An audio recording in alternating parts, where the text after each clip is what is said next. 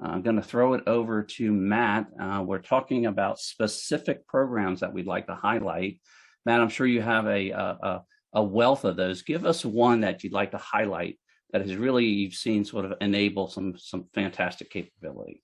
Absolutely. Yeah. I mean, I'll talk about it just because of the sensitivity of it. Obviously, talk about it a little bit generically. We'll say this is within, sure, of course, within the DoD. It's about as specific as we'll get. We've worked with this specific agency for a number of years now. And what they've done is they've taken a very cloud native approach to how they're developing their applications.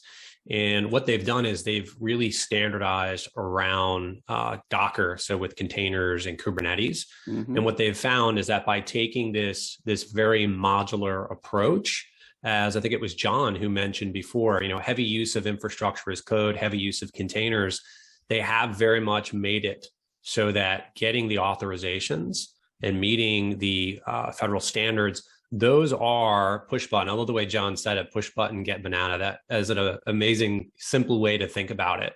But we worked with this agency for a time now, and they have been able to move so much quicker. And, we've mentioned, I think, Docker and Kubernetes before, really just how they are pivotal and a key part of cloud native architectures. But, an interesting point here is, one of the teams that I lead at Palo Alto Networks is our Unit 42 cloud threat intelligence team. And they recently published a piece of research where they studied literally hundreds of thousands of third-party containers. And what they found is that 96% of those containers deployed in the cloud infrastructure contain known vulnerabilities. 96%. Wow.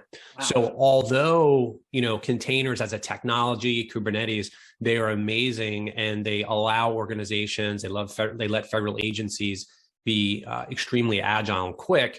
One thing that organizations have to make sure that they embed is the whole concept of shift left security, where if you have developers that are creating new cloud native applications for you, that you make sure that you are enabling those developers to be able to create those applications securely. A lot of times, Luke, the security focus doesn't come until the application is already built and it's getting ready to be released into production. Mm-hmm. If you wait to that point in time, you've really given up a lot of the capabilities, again, that John and Paul were talking about, because cloud native applications, they're declarative. That means I can look at the code and I can know exactly what they're going to do before they're even launched.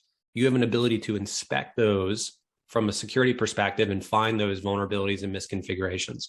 So we've worked really closely with a number of agencies around doing just that, but we're still fairly early in this game.